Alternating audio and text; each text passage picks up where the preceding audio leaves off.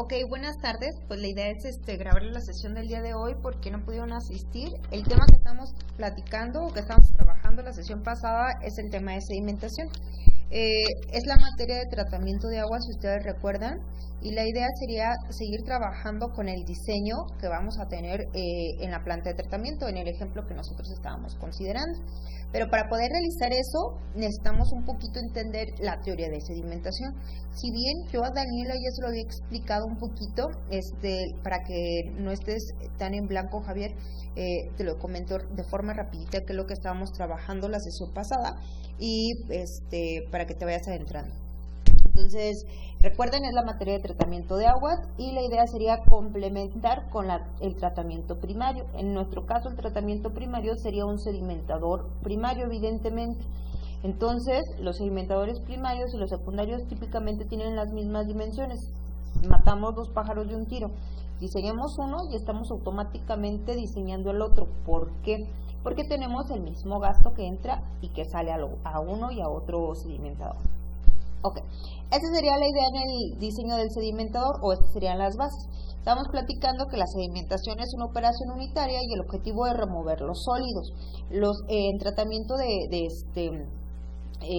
sedimentación se puede utilizar para muchísimas actividades. La podemos encontrar en los desarenadores, en los sedimentadores, pero también lo podemos encontrar en los espesamientos de lodo, que eso lo vamos a ver un poquito más adelante. Ok, le platicaba yo pues a Daniela que hay diferentes tipos de formas de sedimentar o clarificar, porque clarificar y sedimentar son sinónimos. La clasificación de la sedimentación radica pues en diferentes tipos de formas que hay de sedimentar o clarificar. Entonces, las características serían tener sedimentación de partículas discretas, sedimentación por zonas, sedimentación por compresión y una sedimentación floculenta. Ok, en las partículas discretas simplemente la partícula es una partícula gruesa, es pesada y va a caer simplemente al fondo de forma natural. No tiene mucha dificultad, solamente el peso de la partícula va a llegar a caer hasta el fondo y se acabó. En sedimentación floculenta vamos a tener una partícula que no va a tener el suficiente peso y por ende necesita la coalescencia, juntarse, es decir, con otras partículas para en conjunto, en coalición, puedan llegar a tener mayor peso y entonces con ese mayor peso, con esa mayor masa, puedan llegar a sedimentar hacia el fondo. Esa sería la idea principal de este tipo de sedimentación. Cuando tenemos sedimentación por zonas, yo le ponía el ejemplo a Lisette, que típicamente es cuando tenemos un agua de tamarindo. Una agua tamarindo típica es donde tenemos ciertas características de diferentes tipos de elementos que están en el agua, en el licor mezclado, y por eso vamos a tener diferentes tiempos de precipitación o de sedimentación, lo que va a generar que algunas partículas lleguen más fácilmente hasta el fondo y otras no. Por ejemplo, los huesos o las semillas del tamarindo tendrían que ir hasta el fondo y rápidamente empezarían a descender. La pulpa sería la siguiente, después las partículas medianamente pesadas o gruesas y por último acá en la parte de arriba quedaría prácticamente el agua clarificado con alguno que otro coloide por ahí, ¿sale? Entonces, ¿cuál es la sedimentación por zona? Generalmente en este tipo de sedimentación se hace precisamente un sistema zonal, es decir, tú puedes ubicar fácilmente la zona 1, la zona 2, la zona 3 y la zona 4. Serían casi siempre 3 o 4 zonas visibles. En la parte de arriba tenemos el agua total absolutamente clarificada, mientras que en la parte de abajo tendríamos la mayor cantidad de sólidos concentrados. Esa sería la sedimentación por zona.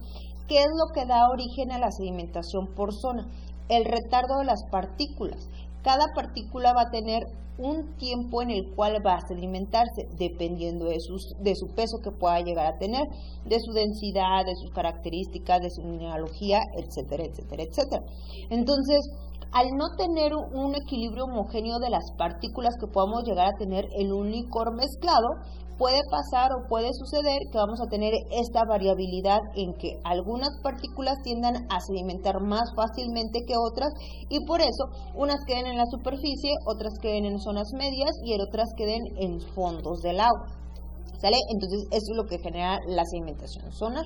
Tenemos la sedimentación por compresión, en donde dejamos un cúmulo o un buen tiempo y lo que vamos a tener es la separación en general del licor y el agua. Entonces vamos a tener que al principio teníamos un licor mezclado, pero poco a poco se va a llegar a comprimir la capa y vamos a tener la separación absoluta del agua clarificada y la zona a compresión. Esta sería una zona ya tendiente a un sistema de compresión particular. Yo le decía a Lizeth que el ejemplo más claro es el sedimentador secundario. En el sedimentador secundario vamos a tener nada más dos características particulares, al menos teóricamente, ¿no?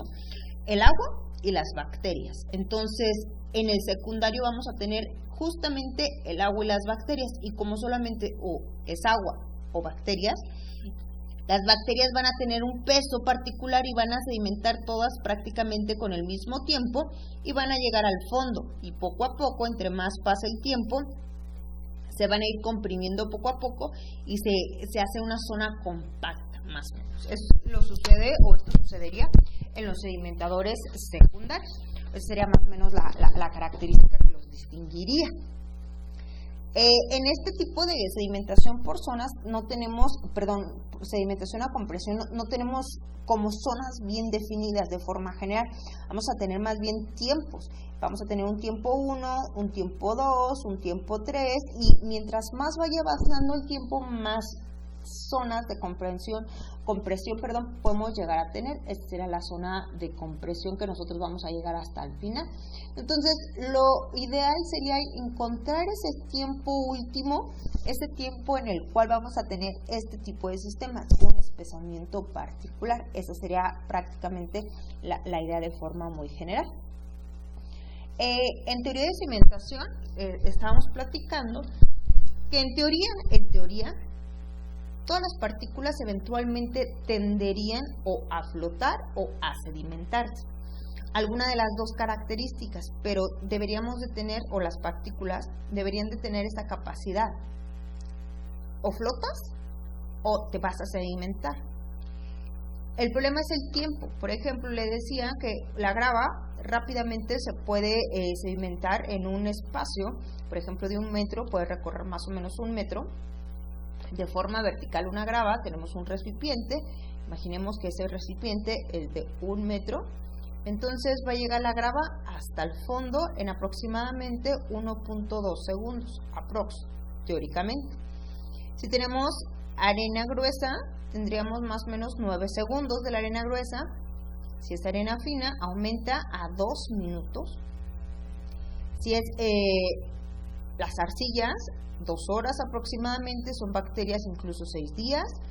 Si son limos, plásticos, entonces 800 días o 250 años en el caso de coloidales. ¿Cuáles son los de color? Por ejemplo, el tang, o cuando tú tiñes la ropa. Esos son elementos coloidales. Son tan pequeñitos, pero son elementos coloidales que nosotros consideraríamos que ya son sólidos disueltos, pero son sólidos a final de cuentas. La idea es que son muy, muy pequeñitos, del orden de 0.01 micrómetros, es decir, muy pequeños. Entonces vamos a tener estas características de forma general, de forma particular, y en teoría tardarían 250 años. Entonces, en teoría de sedimentación, teóricamente, aunque nadie lo ha probado, se han hecho cálculos para poder sacar esos valores, pero la idea sería que tú puedes sedimentar cualquier elemento, llámese cadmio, llámese plata, llámese cobre, llámese arsénico, llámese el nombre que tú le quieras poner, ¿no? Entonces, todos los materiales o todos los minerales o todos los elementos en teoría pueden llegar a sedimentarse. El problema aquí es el tiempo que tú tienes disponible. Tú no puedes tener, si tienes, por ejemplo, agua que tiene mucho, por ejemplo, una industria, hablemos de una industria, agua de industria textil, en la cual utilizan muchos elementos colorantes, por ejemplo, tiñen la ropa, y quieres tratar ese tipo de agua, no puedes esperarte a 250 años hasta que eventualmente pueda llegar a sedimentar esas partículas coloidales. ¿Estarías de acuerdo que si nosotros con un tiempo de retención de 10 minutos, cuando lo calculamos en el cárcamo de bombeo, cuando lo calculamos en el sedimentador, desarenador, nos quedan elementos grandes? Y eso que estamos hablando de gastos relativamente pequeños, con los que hemos estado trabajando en el ejemplo. Entonces, de tal suerte que tú no puedes retener el agua toda esa cantidad de tiempo. Simplemente, si tú construyeras una planta de tratamiento, tardarías 250 años en poder llenarla. Es inviable, simplemente inviable. Entonces, la idea sería que tú, obviamente, agilices el proceso. Y es por eso que generalmente vas a tener entonces diferentes formas de intentar que el proceso de sedimentación ocurra a la mayor velocidad posible. Entonces, a esa velocidad a la cual nosotros vamos a llamar velocidad de sedimentación, que será la velocidad con la que una partícula llegaría hasta el fondo. Nosotros vamos a poder tener partículas gruesas y partículas ligeras, es decir, partículas pequeñas.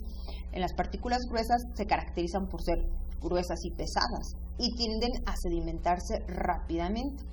En contraparte, las partículas que son muy pequeñas, partículas finas, del orden de más o menos 10 micrómetros o menos, va a ser muchísimo más complicado para esta llegar a sedimentarse en un tiempo efectivo, un tiempo al cual poder llamar rápido, ¿no? Entonces, estas tardarían muchísimo tiempo y para ellas serían las cuales tendríamos la consideración que a partir de estas características, de estos diámetros, se consideran ya prácticamente como sólidos suspendidos, es decir, que ya están integrados en el agua.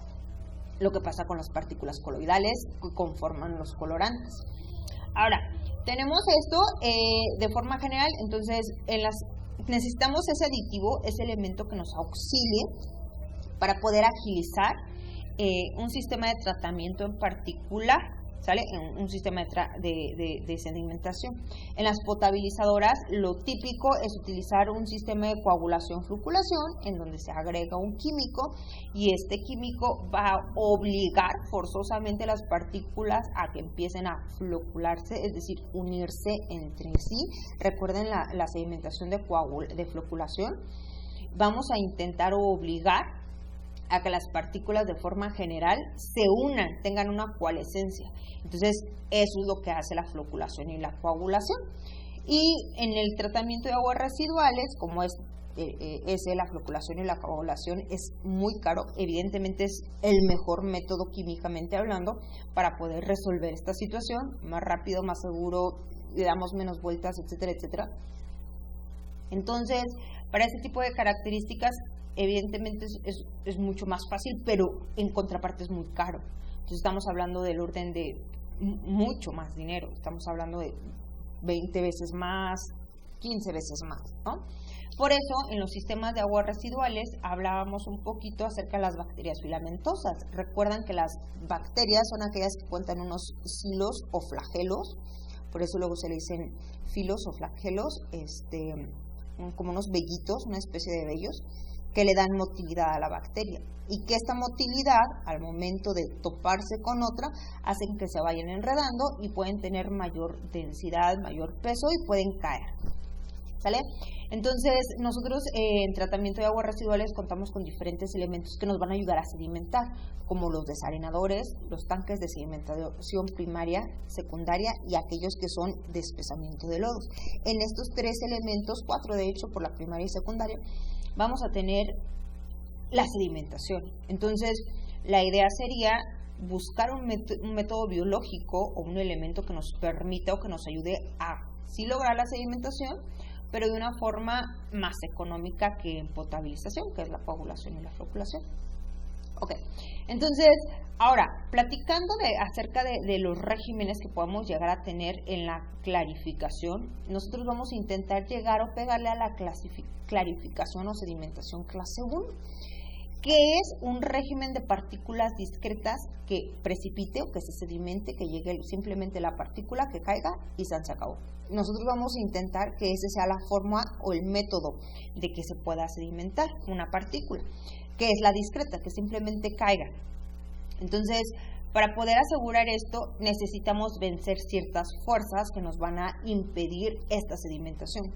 ¿Cuál es esta fuerza que nos va a impedir la sedimentación? Bueno, pues ustedes vieron en hidráulica básica, que en hidráulica básica vamos a tener un cuerpo, este es el cuerpo de forma general que tenemos nosotros disponible, y este cuerpo va a tener un peso, el peso o la fuerza correspondiente al peso de la partícula propiamente, ¿sale?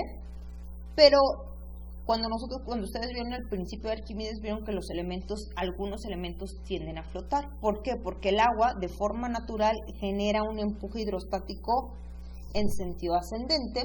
Esa característica tiene el agua, que intenta sacar todos los elementos que tiene entre sí, o sea, en su masa, y lo que intenta hacer es empujar, y la respuesta del agua es un empuje del agua, un empuje hidrostático, que se le conoce aquí en teoría de sedimentación como fuerza boyante.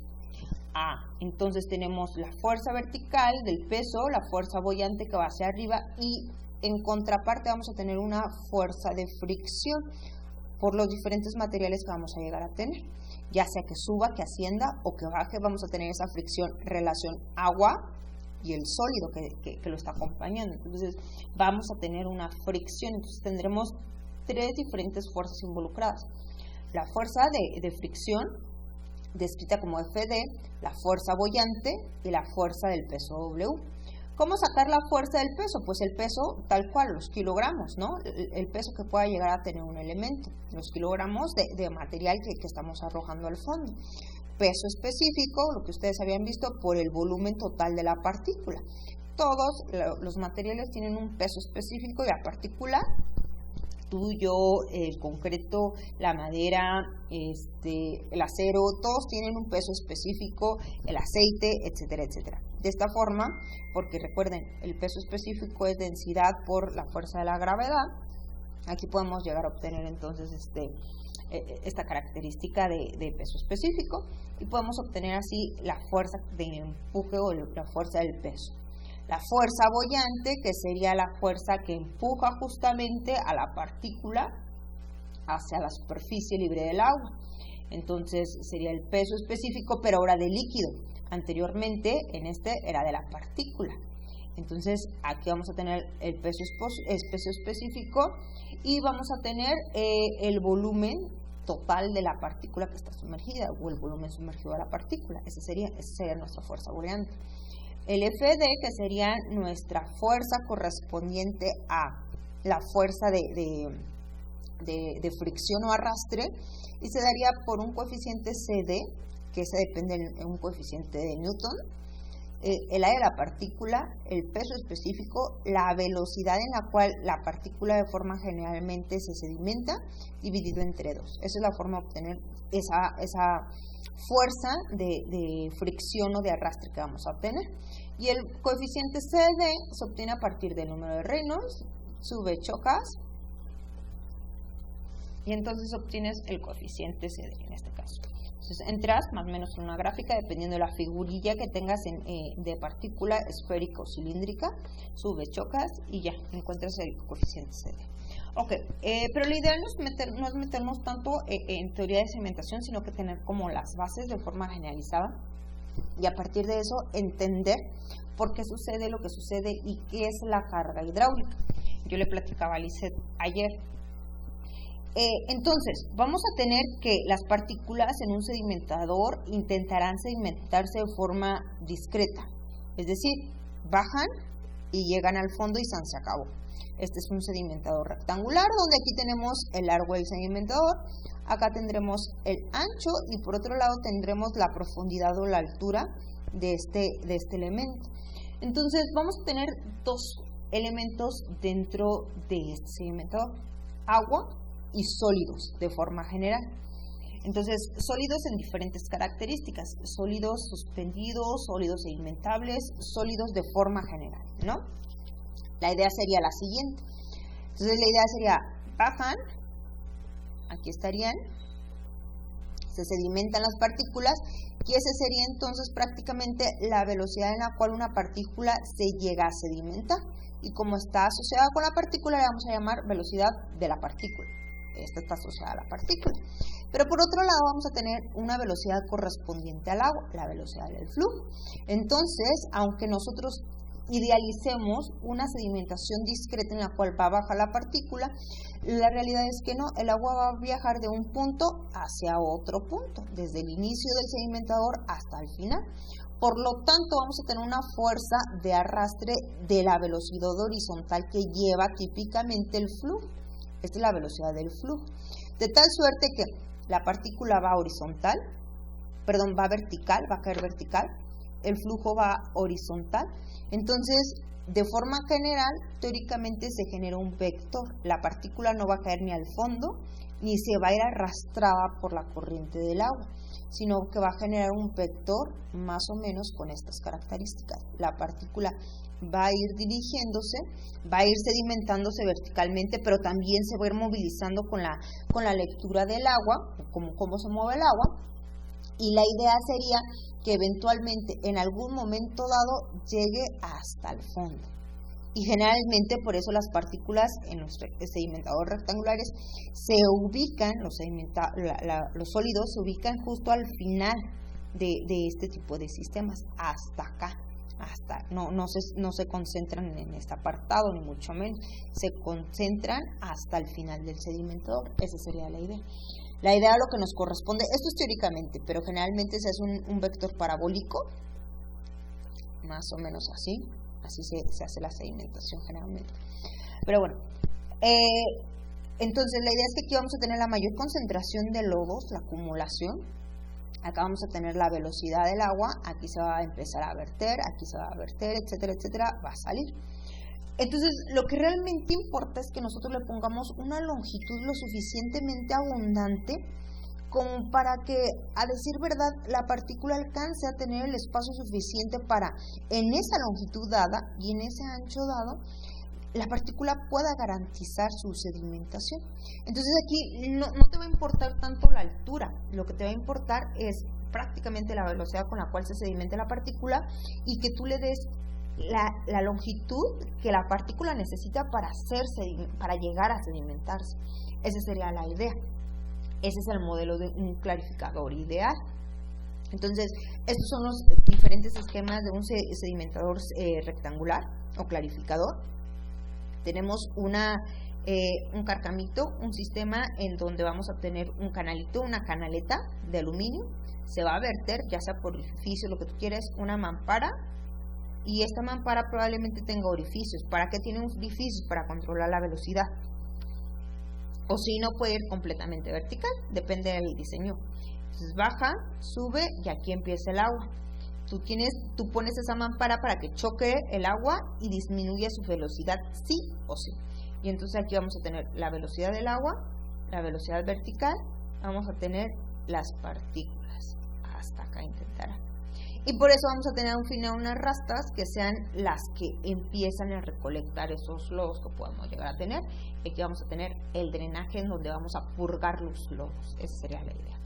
Y siempre vamos a intentar obtener el agua de la parte superficial. ¿Por qué? Porque ahí es donde vamos a tener, recuerden, que la zona clarificada siempre está en la parte superior. Entonces siempre vamos a intentar tomar el agua de la parte superior por un vertedor, orificios, dentados, cualquier tipo de elemento que nos pueda ayudar a tomar el agua de la superficie es bienvenido. Ok, perfecto. Entonces, para este tipo de modelos, la idea pues es que vamos nosotros a considerar, todo esto es idealizado, claro, por eso se llama un modelo rectangular idealizado. La idea es que nosotros estemos considerando, uno, que las partículas se van a sedimentar de forma discreta, y dos, que las partículas tienen una forma esférica, que nuestro flujo va a ser horizontal y laminar, ¿sale? Y que vamos a tener una velocidad horizontal del líquido que es uniforme, sin variación, que va a ser constante, sin aceleración, y que el flujo de partículas es relativamente homogéneo, ¿sale? Es decir, que no vamos a tener una variabilidad muy alta de diferentes tipos de grosores de partículas. Eso es lo que considera el sedimentador ideal. Entonces, nótese, tenemos un gasto de entrada, este es el gasto de entrada. Nótese que esto es en corte, es decir, si lo observáramos en un sedimentador real rectangular, sería más o menos así. Esta sería la altura, H. Esta sería la longitud y que no se alcanzaría a ver, sería el ancho de nuestro sistema.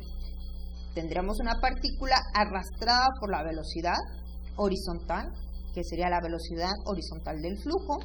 Tendremos una velocidad de caída de sedimentación de la partícula, BP o BT, la pueden encontrar ustedes hacia abajo. Y tenemos nuestro gasto de entrada, nuestra longitud y nuestra altura. Son los elementos que van a intervenir principalmente. Y vamos a tener esta caída. Vamos a entrar, el agua va a entrar y va a salir. Esa sería la idea, ¿sale? Ese sería nuestro modelo de un sistema rectangular idealizado, donde la característica sería esta. Se traduciría como: ¿qué tiempo necesito yo dejar para que efectivamente suceda el proceso de sedimentación? Ese es el objetivo, ese es el meollo. Bueno, si estoy analizando la velocidad del flujo, pues eso tiene que ver con la longitud. Nótese acá, este es el flujo horizontal, esta es la velocidad del flujo. Entonces al flujo, al agua, le interesa su longitud. A la partícula le interesaría la altura. Esta sería la altura, porque es la altura que tendría que vencer para poder llegar a sedimentarse. Entonces, la relación sería así: el tiempo que necesita el líquido, para poder transportar la partícula en una distancia L, y por otro lado, TC significaría el tiempo que toma una partícula para caer desde la parte superior hasta el fondo. Tenemos dos tiempos: un tiempo relativo a el flujo y otro tiempo relativo a la partícula. T describe la relación hacia el líquido, TC a la partícula. Entonces, cada una con sus diferentes características. La relación es la siguiente: T, es decir, el tiempo que yo necesito para garantizar que vamos a poder arrastrar y transportar el líquido de un punto a otro, que sería la longitud entre BH, distancia entre velocidad, me va a dar el tiempo, tendría que ser mayor o igual al menos que el tiempo que a la partícula le toca o le corresponde caer hacia el fondo. Es decir, que tiene que haber una relación entre velocidad y longitud del agua, y tiene que haber una relación entre velocidad de partícula y altura. ¿Por qué? Porque si tú le das poca longitud al agua, va a caer aquí la sedimentación y no va a llegar realmente a sedimentarse. Va a quedar embonada simplemente en la pared, pero no va a llegar a sedimentarse. Incluso puede llegar a resuspenderse.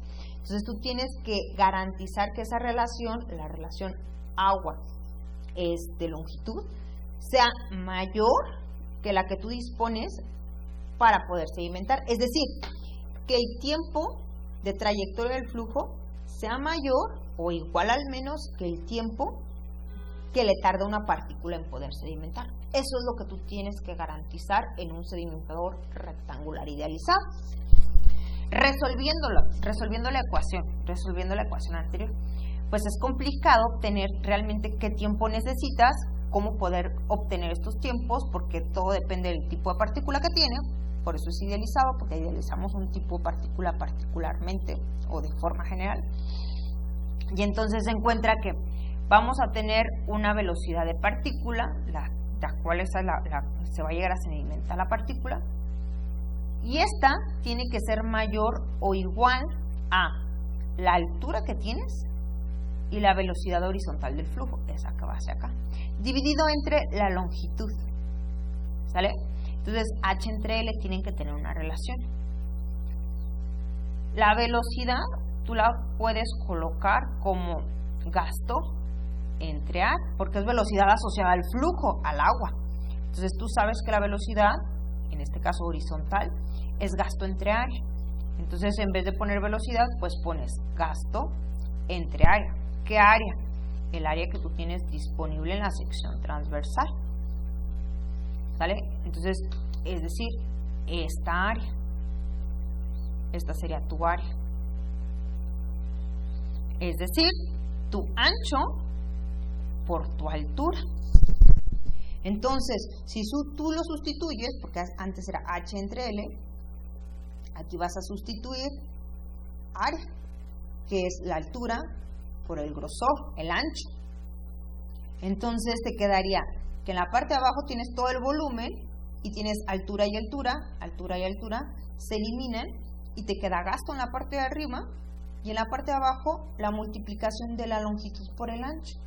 Entonces, una forma de deducir o de obtener la velocidad de la partícula es que la velocidad de sedimentación de la partícula tiene que ser mayor o igual que el gasto dividido entre el largo y el ancho de tu sistema particular. Es decir, que sería el fondo, este fondo. Entonces, tú viste que matemáticamente el alto no te interesa tanto en esta relación.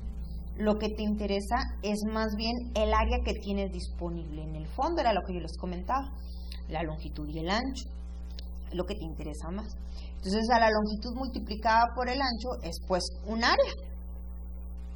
La área de fondo que vas a tener el sedimentado rectangular. Y a ese se le conoce como carga hidráulica al área. ¿Sale? Entonces, aquí está mencionada como SH, la superficie horizontal que tú tienes disponible. Es una superficie. Entonces, tú aquí puedes obtener de esta forma la garantía de que vas a sedimentar las partículas de estas características, es decir, que sean esféricas con cierto tamaño. Si tú atiendes que el gasto dividido entre esa carga hidráulica o esa superficie que vas a tener disponible, y tú asegurando que la velocidad de la partícula al momento de sedimentarse sea mayor que la división del gasto entre esa carga hidráulica, entonces estaríamos hablando de un sedimentador idealizado. Esa es la idea pues particular de teoría de sedimentación y sedimentadores rectangulares. Por eso no lo he abordado antes, porque es un poquito más complejo de poder realmente como entenderle a lo que está pasando, lo que está sucediendo en este tipo. Entonces, de esta ecuación, de resolverla, del poder determinar esto último que tenemos acá, se obtiene que el rendimiento de la sedimentación de las partículas discretas es determinado por la carga hidráulica superficial, por este valor, y no por la profundidad. Entonces, matemáticamente la profundidad no es que te pegue tanto, te interesa más que tengas el área disponible, porque garantizas una longitud particular, relación agua y relación sedimentación, para poder llegar a cabo o para poder garantizar la sedimentación que vas a poder llegar a tener de estas partículas. Esa sería la idea. De tal suerte que llegaríamos a este teorema. Dice, toda partícula de diámetro dp, de un diámetro particular, porque ese diámetro particular va a estar asociado con la velocidad de sedimentación.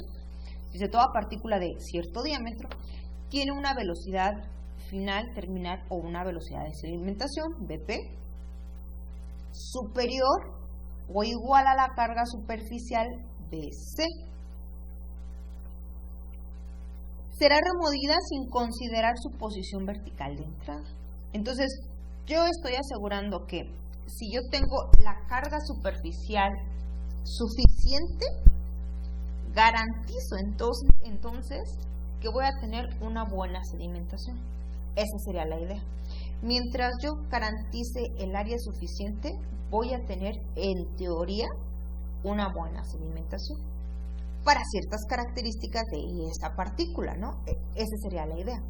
Entonces, lo que tengo que buscar es qué partícula voy a analizar, qué partícula tengo en mayor abundancia, qué diámetros son los que tengo mayor abundancia, y contra esos voy a intentar a diseñar. Generalmente se toma uno particular y las recomendaciones que se dan en el reglamento pues ya están como adjuntas a lo que se hace de forma generalizada. Por otra parte, puesto que la velocidad de caída depende de la temperatura, también evidentemente podamos llegar a tener una diferencia de eficiencia, porque entre variaciones de temperatura modificamos la viscosidad, y al modificar la velocidad también modificamos el empuje, y más difícil es esa velocidad para el flujo y también para descensión de las partículas. Esa sería la idea particular. La teoría de la sedimentación discreta es pues fundamental para comprender los fenómenos de sedimentación generales, pero esa es la hipótesis que la soporta. El hecho es que esta hipótesis está diseñada o configurada idealizando las partículas, idealizando del flujo, y es el que tomamos de forma muy general para empezar a trabajar con los diseños. ¿Sale? ¿Cuáles son las dificultades? Las dificultades es que de repente no podemos garantizar que realmente vamos a tener un flujo laminal. No todas las partículas son esféricas, algunas son amorfas, cilíndricas, etcétera, etcétera, con diferentes características. La verdad que hacer el análisis a bien es complicado, y vamos a poder tener que a final de cuentas muchas partículas de repente no cumplen la ley de Stokes. ¿Cuál es la ley de Stokes? Que toda la que les había presentado antes, la de fuerza boyante y cómo pueden encontrar esas fuerzas particulares. Esas son las leyes de Stokes. Entonces muchas partículas sí no tienen esas características, no cumplen o no se les atribuye, o muchos líquidos de acuerdo a su velocidad también exceden a la ley de Stokes. Es decir, algunas partículas no se sedimentarán, y en esas no nos hacemos responsables y no nos garantizamos, pero en su mayoría, aquellas que tengan un buen peso y forma esférica, sí o sí se llegarán a sedimentar y será exitoso para ellas. ¿Sale? Entonces, no nada más se tiene esto, también se han desarrollado otras metodologías como lo que vamos a estar trabajando, como la curva Kinch, para poder encontrar, adicional al diseño, porque no todo es diseño, buscar metodologías experimentales que nos permitan también determinar cuáles son las mejores formas de sedimentar una partícula. Esa es otra opción, ¿no? El buscar o el intentar buscar algunas otras formas de poder sedimentar, y es justamente lo que intentamos hacer en combinación con lo que estamos viendo en teoría, con lo que vamos a hacer en práctica. Ok, eso es en cuanto a sedimentación discreta. También lo podemos hacer por floculación, pero les digo, es agregar un aditivo, un químico. Si hacen la prueba se llama prueba de jarras, en donde tú agregas a prueba y error con diferentes tipos de aspa, es decir, de mezcladores, agitas una prueba y vas calando diferentes concentraciones de ese polímero que va a generar la floculación y la coagulación. Entonces va a haber alguna de las muestras a la cual le des, es decir, al cual le pegues en la cantidad exacta que necesitas asociada a los sólidos que puede llegar a contener ese tipo de elementos. Entonces con eso ya puedes agregar o puedes adicionar otra forma de poder obligar a las partículas a que se clarifiquen de forma floculenta o se sedimenten de forma floculenta, pero eso es mediante prueba y error. La metodología es una prueba de jarras. La idea sería colocar en una columna y agregar aditivos, es decir, generalmente alumbre, sílice, puede ser diferentes tipos de polímeros que obligan a cambiar las cargas que tienen las partículas y que se hagan que se unan una partícula con otra, que al final precipiten y lleguen al fondo. Luego tenemos la sedimentación zonal. En la sedimentación zonal es en la que nos vamos a basar hoy, y como su nombre lo indica, pues es por zonas, y esas zonas deberían de ser perfectamente diferenciables e identificables, ¿no? Esa sería la idea de este tipo de zonas, de que se generen sí o sí estas zonas. Esa es la idea de forma generalizada. Pero ahora bien, en estas características lo que vamos a nosotros a considerar es que nosotros lo que tenemos que hacer es llegar al tiempo básico, el tiempo base que nosotros queremos. Sería ¿no? La sedimentación zonal. Aquí tendríamos tiempo 0 y tendríamos el licor mezclado, un agua de tamarindo, por ejemplo. En un tiempo 2 vamos a tener un tiempo donde vamos a tener pulpa y no sé, se me ocurre las semillas. Acá van a estar las zonas de compactación, acá vamos a tener una zona de transición y acá una zona inferencial. ¿Por qué? Porque las partículas van a caer. Entonces, como van a caer a diferentes tiempos, las más pesadas van a caer acá, en la zona de compactación. Las un poquito más ligeras, las segundas más pesadas, estarían en zona de transición. De las ligeritas estarían en las zonas inferenciales, y aquellas muy difíciles, muy ligeras, quedarían en la zona clarificada. Esto sucedería en el tiempo 2. En el tiempo 3 tendríamos un sistema en el cual la mayoría de las partículas ya se sedimentaron y en la parte superior tenemos la clarificación. Y por último, en la zona 4 ya tendríamos esa zona de compactación o espesamiento. Tendríamos una zona compacta mucho más definida, mucho más ya llegada, pesada, se diría, y tendríamos el elemento ya separado, lo líquido con lo sólido. Entonces es importante saber con qué tipo de agua vas a trabajar, y dependiendo con qué tipo de agua trabajes, tú puedes estar buscando el tiempo necesario para llegar a este efecto, que sería el tiempo último, en donde ya tienes tú un espesamiento o una zona compactada, donde ya llegaste al punto en donde el agua ya no se puede sedimentar más, es todo lo que da. Ya la tengas un día, 2 días ahí, muy difícilmente los sedimentos van a volver a sedimentarse, o lo que pueda llegar a sedimentarse es mínimo en comparación de lo que ya se sedimentó previamente. Entonces, lo que nosotros intentamos en sedimentación zonal, que es principalmente el principio general de los sistemas circulares, de los sistemas de sedimentación circulares, es llegar a ese tiempo final de compactación. Esa sería la idea, en donde la velocidad de caída de la partícula llegue pues a ese final. Entonces lo que nosotros buscamos es el tiempo que nosotros necesitamos dejar el agua en el sedimentador para que efectivamente se cumpla este tipo de sistemas, que sería la compactación final, un tiempo particular. Y para eso, la idea, miren, tengo un buen de estas, la idea sería tener bien definido el tiempo necesario, y por ese método se utiliza la curva Kinch, que es justamente lo que vamos a hacer nosotros en laboratorio el próximo lunes. Entonces, vamos a empezar a hablar de ella. Ya les platico más, creo que ya he hablado más de la teoría.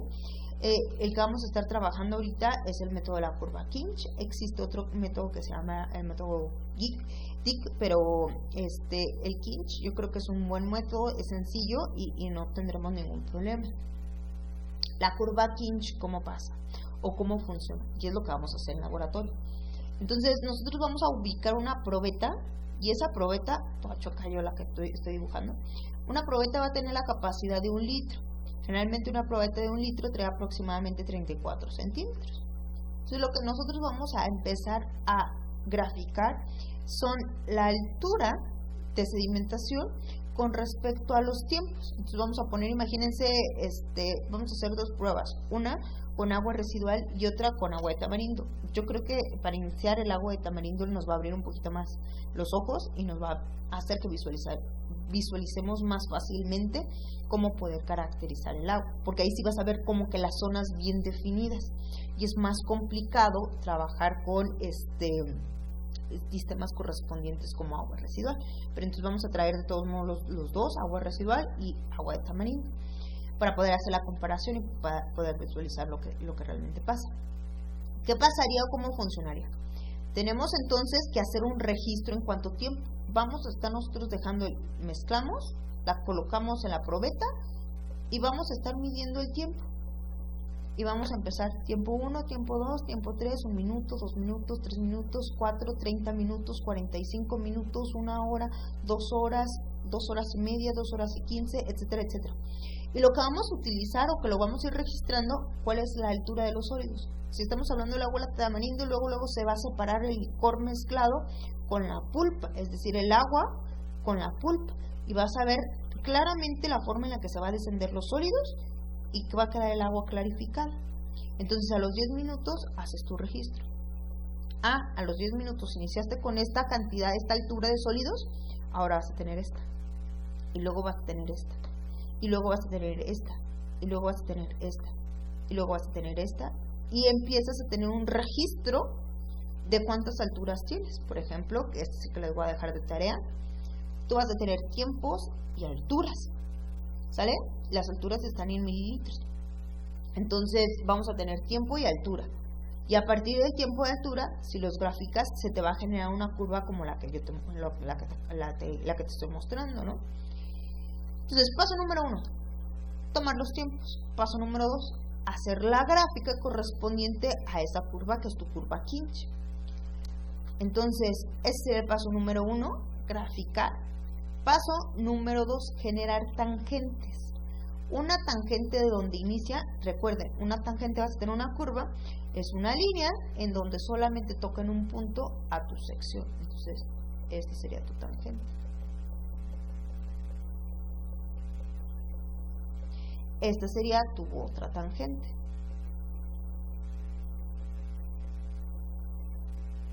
Ahí está.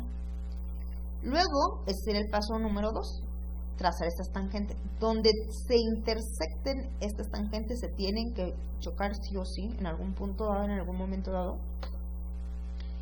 Trazas una bisectriz, es decir, de aquí a aquí va a tener un ángulo.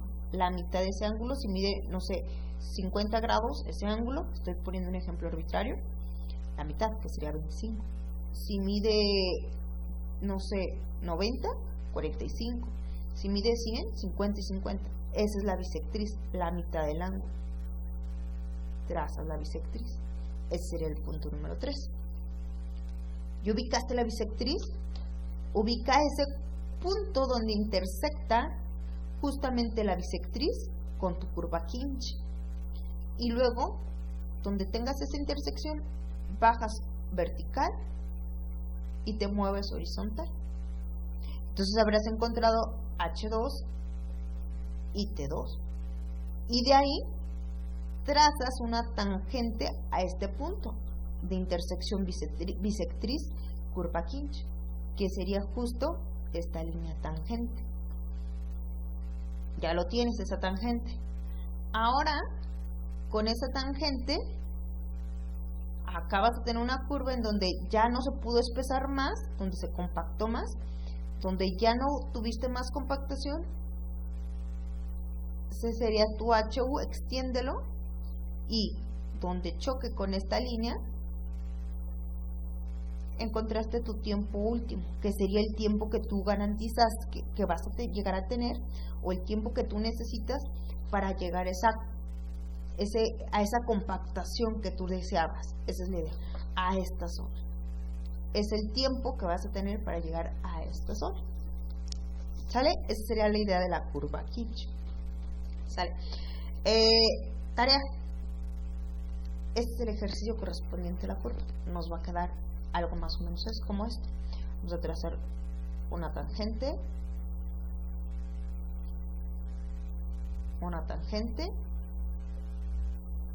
hay que buscar C2, tangente, el tiempo último, bajamos y encontramos nuestro tiempo.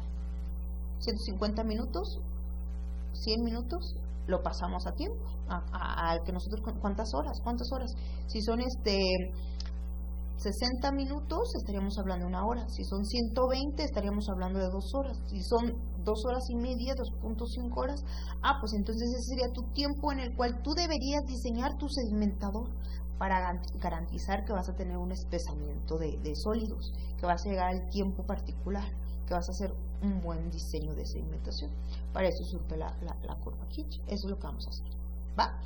Esto lo dejo de tareas, se entrega el lunes, y el lunes nos vemos en el laboratorio, porque justamente vamos a hacer un ejercicio con 2 curvas Kinch, una asociada a agua particular de tamarindo, y la otra sería asociada a agua de forma general de residual, que Licen nos va a hacer el favor de traer. ¿Va?